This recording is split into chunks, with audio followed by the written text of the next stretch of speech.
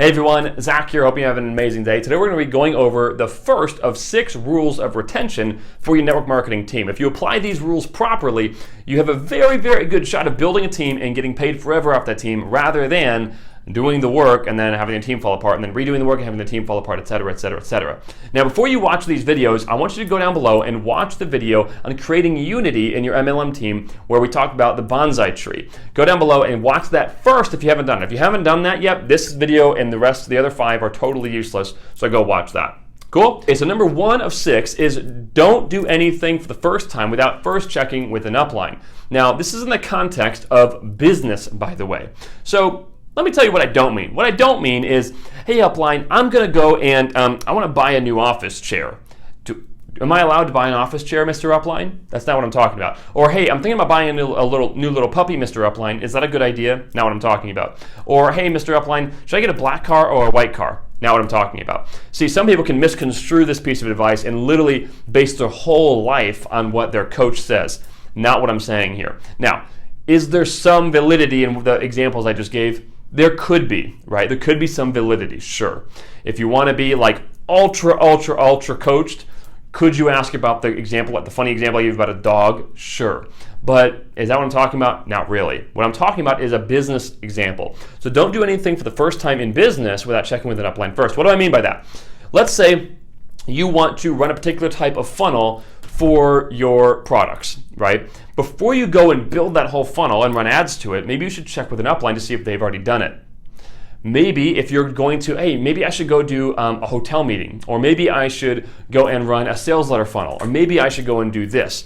Before doing any of those things, check with an upline because there's a possibility that they've done that before and that they can help you save some time, maybe not do it if they've done it and it's failed, maybe not do it because they've already done it and they can give you a template of it, right?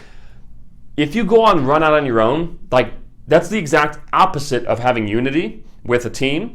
And if you go do things that your upline has literally maybe they spent 6 months trying something and it didn't work out and you're trying to go do it, wouldn't you prefer if someone told you that it wasn't going to work?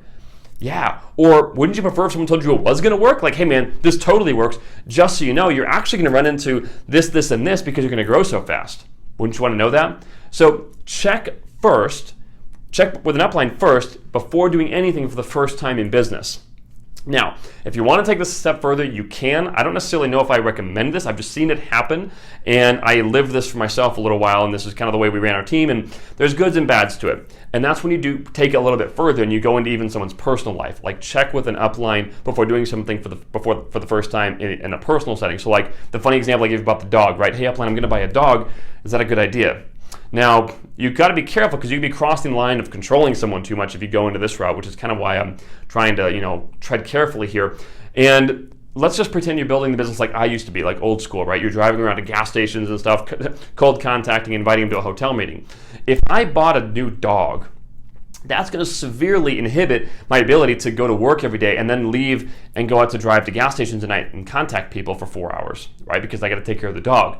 So in that sense, it's like, well, maybe I should ask my upline. Like, use your brain, right? So if you're building the business like that, which I don't recommend it, but if you are, like, should you buy a dog right now? I mean, probably not, right? But just use your brain and say, okay, this kind of could impact my business. I should say something.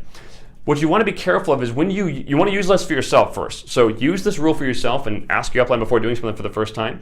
And then use this downline for your team. And I would highly recommend being very, very careful before taking this one too far. You definitely want to institute this rule from the business setting, the way the examples I gave with you first. But I would be careful that this doesn't go too far into someone's personal life, because when you start doing that, you kind of get in this like murky water of like controlling people a little too much.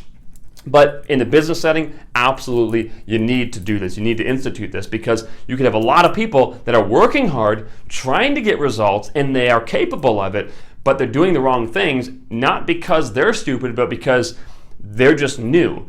And if I know better, because I've been down that road before, like, it's my responsibility to coach them the right way. But the real responsibility I have is to make sure that my new people know to ask me first before trying something brand new for the first time. Does that make sense? Okay, cool. So once again, rule number 1 is check with an upline first before doing something for the very first time. Sound good? All right, cool. So we're going to go over number 2 in the next video, obviously. If you've never been here before, do me a favor, hit the like button, leave a comment down below, and hit subscribe. We release videos on a weekly basis to help you build your network marketing team. If you've never been here before, what I want you to do is 2 things. Number 1, go down below, click MLMRebelsBlueprint.com. I want you to read that blueprint. That tells you exactly what we do to build our business on a highly leveraged scale. We sponsor more people in some days than people do in multiple months. And we do that through applying the principles in the MLM Rebels Blueprint, using sales funnels to build a network marketing business. That being said, I also want you to join the private discussion group called MLMSalesFunnels.com. Go down below and join that below. It's a free group. It is private, but I want you to join that conversation to learn how you can use sales funnels to build your business. Sound good? All right, well, hopefully you have an amazing day, and we'll talk to y'all soon.